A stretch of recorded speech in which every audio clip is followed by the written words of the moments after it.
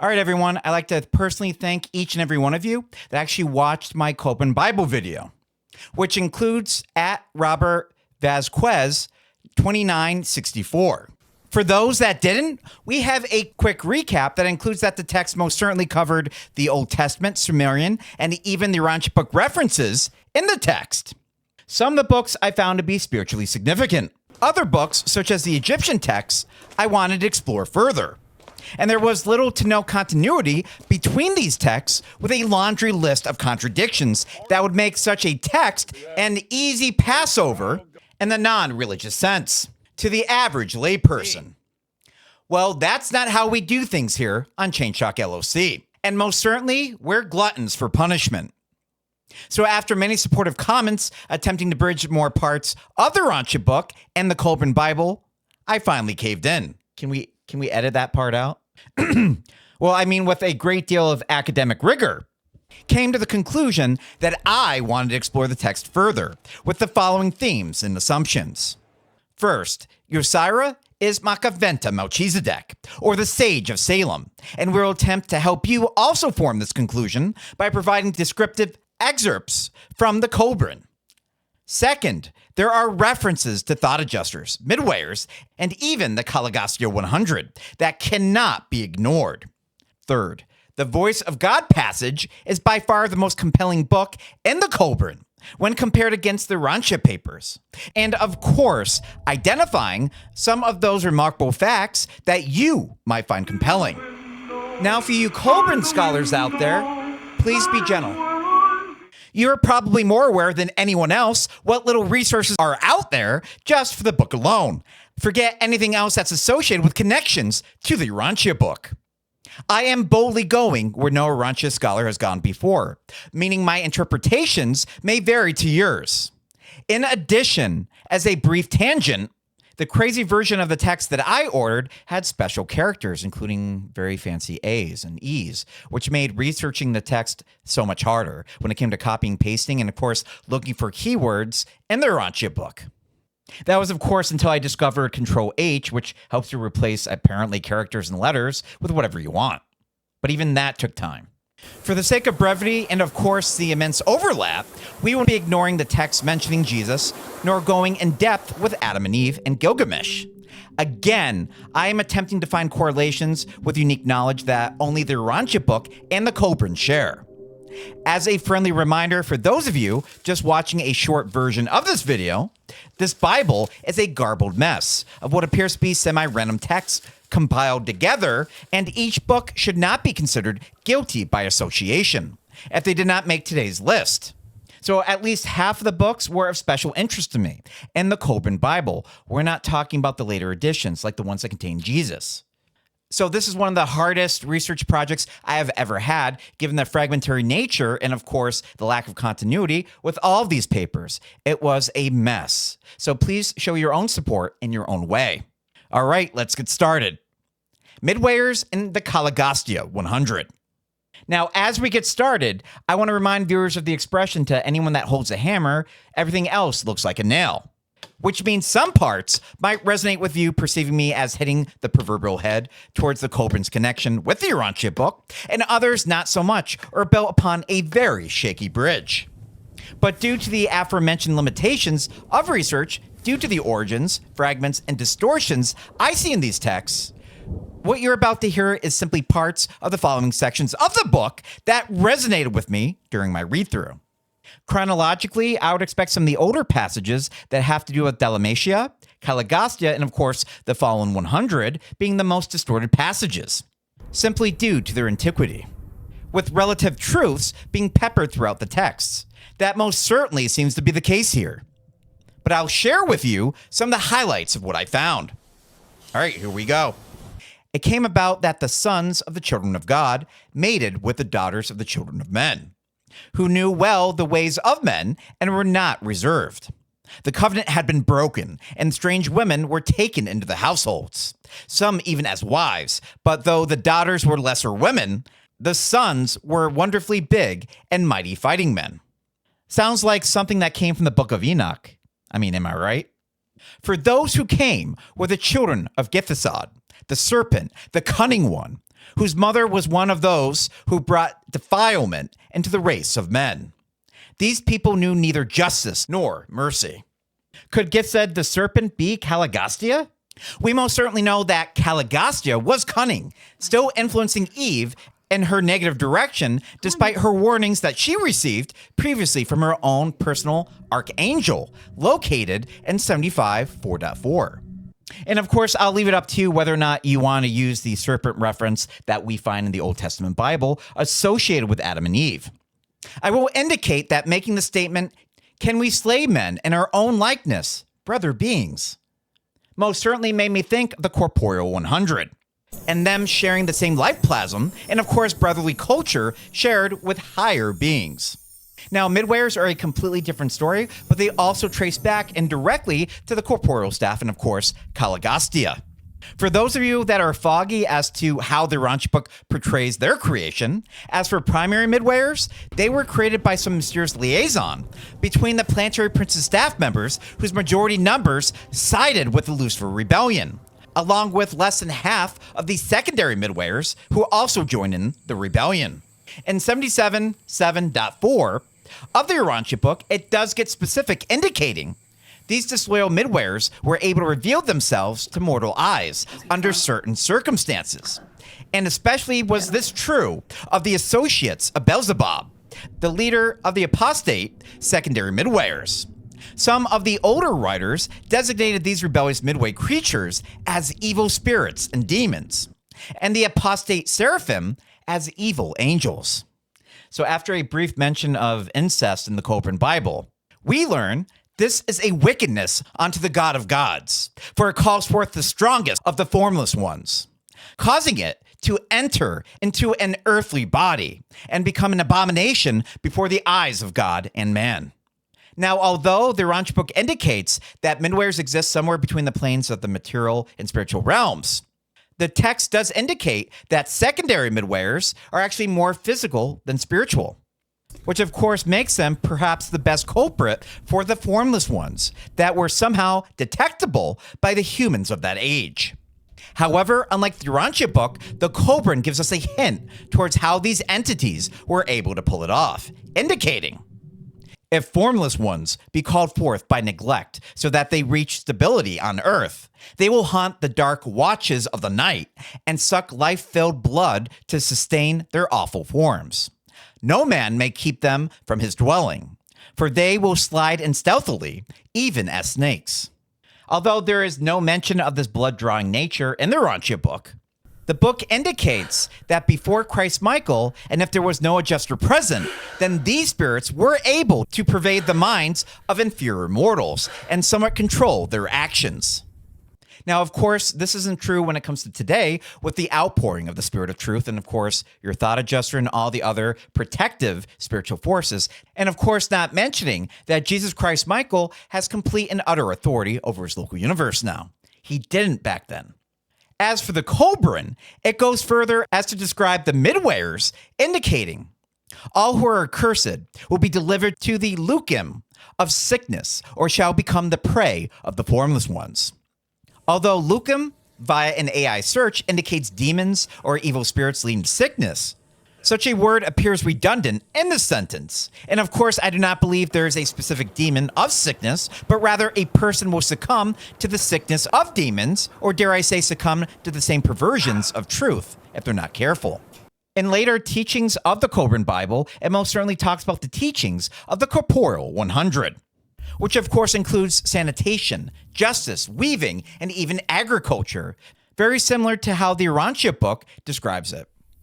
I consider these passages to be the beta version of the Mosaic laws. As an example, he who eats the flesh of swine shall be accursed. For to eat the flesh of swine is to eat something dedicated to the fathers of men, and an abomination. The text even indicates very specific instructions as to not lay with a pregnant woman 3 months before she gives birth. In addition, we see many elements of Moses' 10 Commandments, such as when the Kolbrin indicates a man will not revile his parents, and a man will not have intercourse with the wife of another man. The Sage of Salem. Speaking of Moses, we find ourselves in the Kolbrin with another spiritual ambassador of God. Yosira is depicted as an ancient prophet, civilizer, and wise figure from the Book of Gleanings.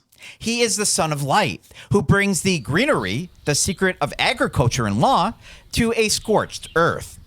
In addition to those that believe he's Osiris, he is often depicted as having green skin. Would sage green be stretching it? Perhaps a gardener of the earth had to replant the seeds of divinity during the time when the planet's spiritual soil had become barren. Or just envisioning that the war in heaven, right, when it came to earth, happened probably around that region. And they probably decimated that region of the planet. As a fun add-on here, in ancient Canaanite, Salem is linked to Shalem, the Canaanite god of dusk or the evening star, which of course a Melchizedek is a step down from in the Urantia Book when we discuss the brilliant evening star. Yosira is depicted in the following two passages. Yosira spoke to his sons in this manner: I am the vice-regent of the God of gods. I am the custodian of the books of power. I am the voice of heaven. I'm sorry, did somebody say vice-regent? Does anyone know who our vice-regent planetary prince currently is? ... Please comment below.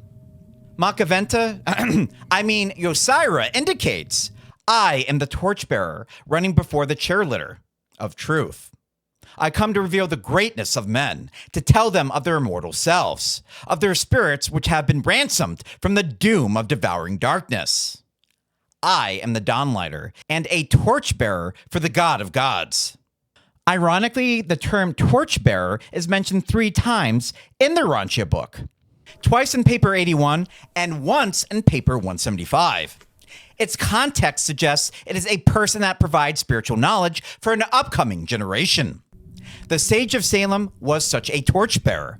In fact, previous to Christ Michael, Machiventa Melchizedek was the torchbearer, or spiritual teacher of his time, even greater than Moses.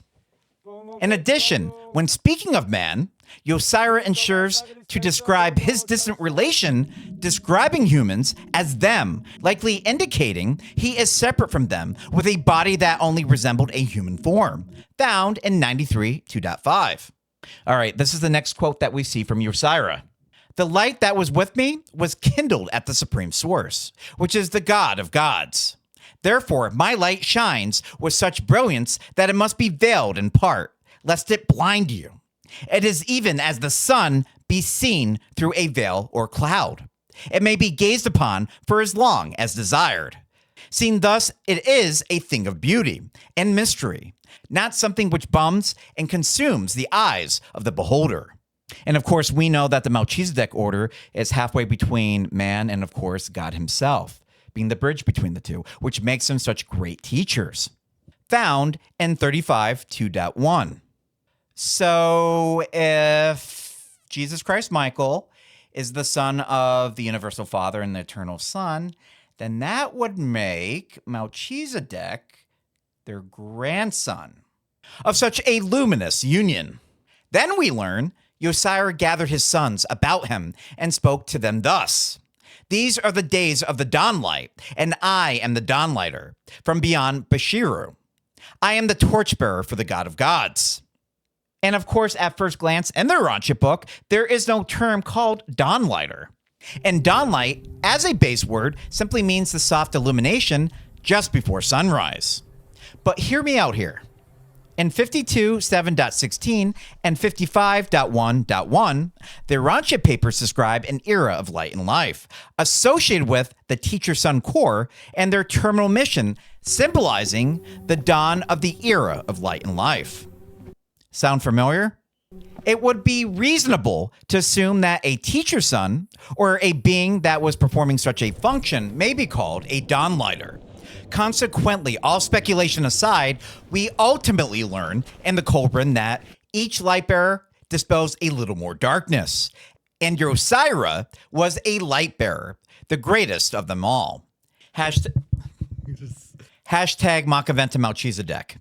The nature of God. Most religions make references to service to God. However, compared against some religions that view faith as being transactional, the Kolbrin and Urantia Book indicate the same essence when the Kolbrin says, the false priests of those days taught that when the great God created man, he held back immortality as a special gift for those whom he favored.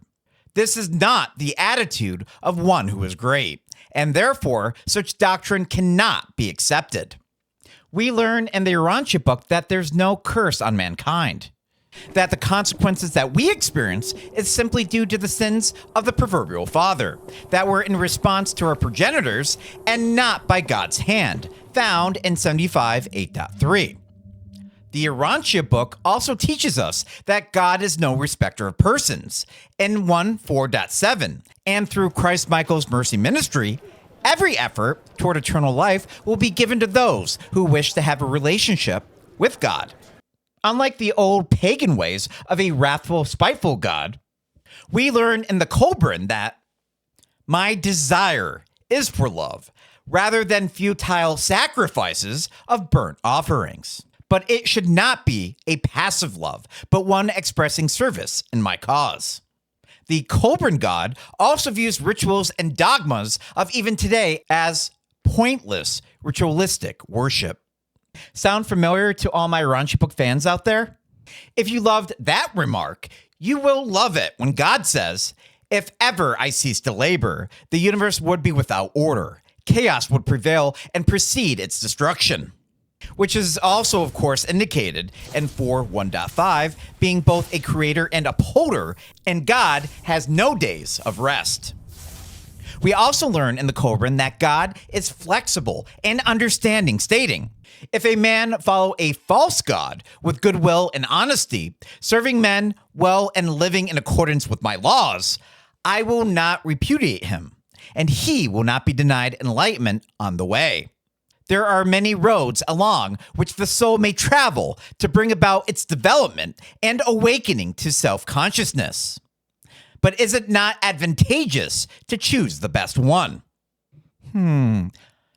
But is it not advantageous to choose the right one? Does that sound like something God would say? Now, if the quote had ended in self-consciousness with a period, I would have believed God would have made a similar statement.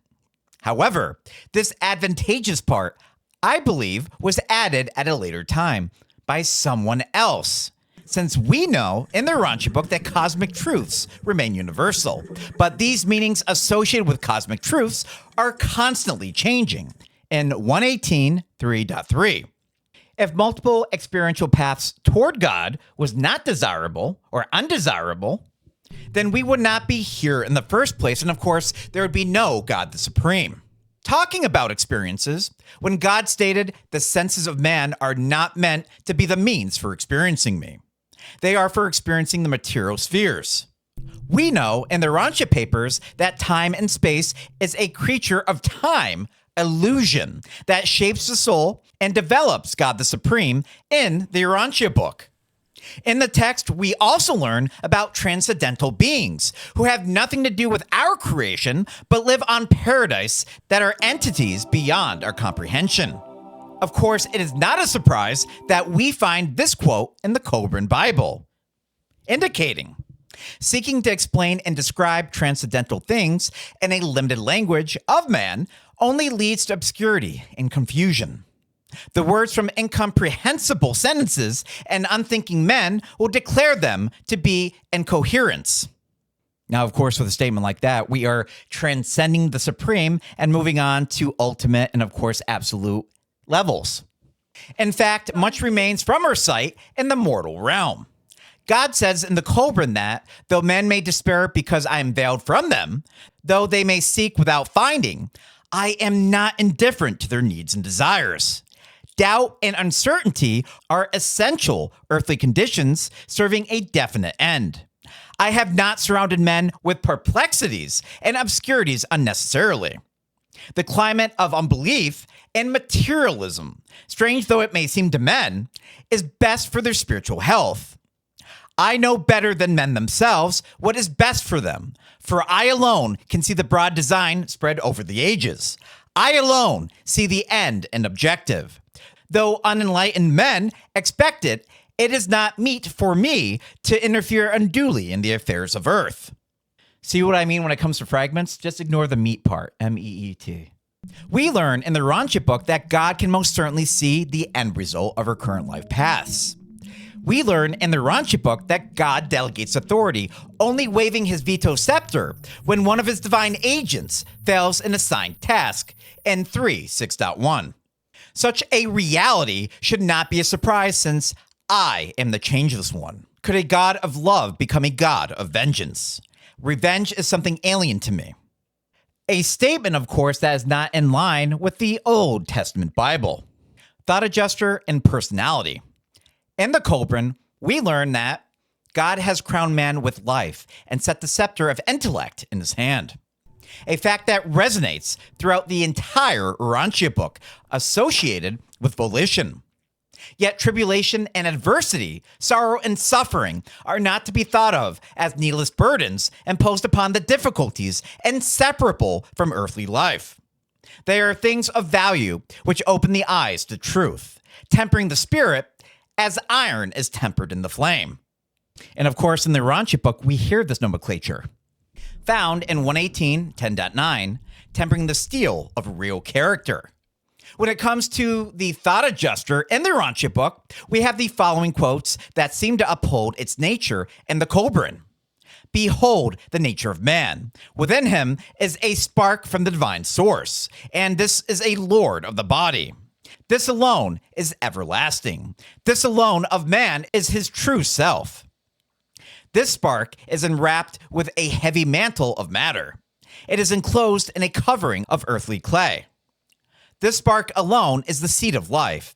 It alone has understanding and thought. The Urantia Book would call this pre-personality. And such an entity gently acts on its own with its willing host. When it says that the only acceptable sacrifice man can offer is service to the will of God, in the Urantia Papers, we learn that the affectionate dedication of the human will to the doing of the Father's will is man's choicest gift to God. In fact, such a consecration of creature will constitute man's only possible gift of true value to the Paradise Father, found in 1.1.2. In case there's any doubt that this entity is a thought adjuster, we learn in the Kolbrin that Yosira taught that within each man resides a little man who is the lord of the body. And this is the life of men. While man sleeps, the little man wanders abroad to journey as it will. At death, departing from him forever. The lord of the body cannot be seen by mortal eyes, but it is not hidden from all-seeing eyes of the twice-born. So I'll capitulate for a brief second here and say that they could be talking about the human soul. But of course, what happens when the individual is sleeping and of course, what happens upon death makes it really sound like a thought adjuster. But for brevity purposes here, we'll just place it in the thought adjuster category. But if they are indeed describing the adjuster, the Urantia Book tells us that solitary messengers can actually detect thought adjusters in 23.1.9. Once more, we learn in the Kolbrin, as each soul is itself a divine fragment, with all the powers of divinity latent within itself, it can modify all but the great law. Makes you wonder what the great law is, huh? If you have a guess, write it in the comments below. Of course, when it comes to higher Urantia worlds, in the Urantia Book, the Kolbrin indicates, having joined the Twiceborn, each man has a choice. He can go on to higher development within the realms of light, or he can remain to help others. I know I've heard this somewhere. We also likely find a reference here indicating, then there's the realm of the Misty Horizon, the intermediate place, the place of spirits, where those above can commune with those below, and where free spirits wander within their limitations. In the Urantia Book, it is only when a planet reaches a certain planetary age that the Twiceborn can commune with their family members that were left behind in 146.7.2. Remarkable passages. So originally, I want to leave this part out. It is becoming a very lengthy video. However, as a result of the hard work of @Robert Vasquez 2964 and him giving me some highlights surrounding Dalmatia and of course the Kolbrin connection, this last section is the very least that I can provide to him. All right, well, here are those remarkable passages that hopefully Robert and maybe a few others might find intriguing.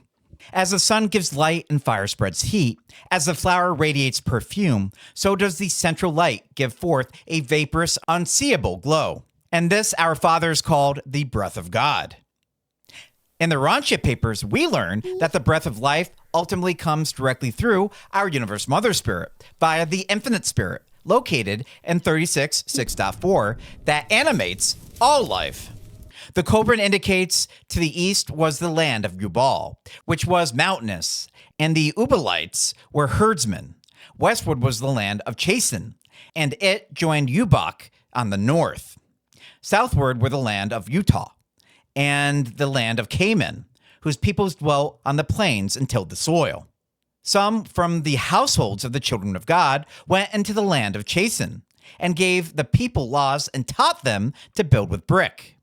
Nettar and Belet Shiramam and Belet Shiramam and Belet Shiramam, the sons of Anaranari, the sons of Enanari, the sons of Enanari, the sons of Enanari, the sons of Enanari, taught them writing and set their letters on a pillar in Herak.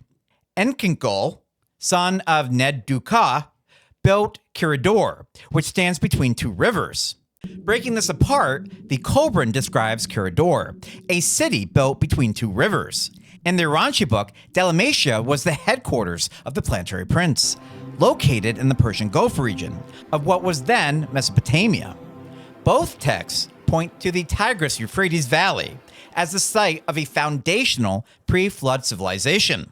The Kolbrin describes regions to the east, mountains, west, urbanizing lands, and south, agricultural plains. This matches the Urantia Book's description of Dalmatia as a central world center of culture, surrounded by various expanding tribes, the Andites and Nodites, who migrated in those same directions. Now, if it isn't Dalmatia, I would say it's the land of Cain, but just a guess. The last passage from the Kolbrin I'll leave you with is, if you swear an oath one with another, saying, "Great God, bear witness," or before any strange god, to deceive another man, then consider, for only the most foolhardy turn their back on such an oath. For it is sworn on the life of the Lord of the body, and if it be broken, the Lord of your body will be everlastingly disfigured with an unremovable scar. Man has many trials to overcome in his life, and not the least of these, tests in oath-keeping. Though an oath may diminish and become nothing with the passing years, according to the memories of men, it is everlastingly impressed on the Lord of the body. Wiser far is he who never makes an oath. Dang, does this statement pertain to club memberships or service agreements? So in a nutshell, do not make my same mistakes. The Kolbrin is a cultural melting pot of cultures, beliefs, and distorted facts, given its 3,600-year plus age. However, these discrepancies should not discredit the document, but rather enhance it. There is no way, in my mind, that the oral traditions of such a long past era go untarnished. The fact that the teachings of Yosira are so close to the Sage of Salem, along with the Voice of God passages appearing to be congruent with the God we all know and love in the Urantia Book, is simply astonishing. Yes, creative licensing and of course speculation was used in today's video, and a few of the other Kolbrin books might indirectly and vaguely relate to the Urantia Book also. But for the Urantia believer, this series of documents most certainly has elements of what the Urantian would identify as spiritual fact. Thank you again for watching today's video, your continued support, and I'll see you on the next one.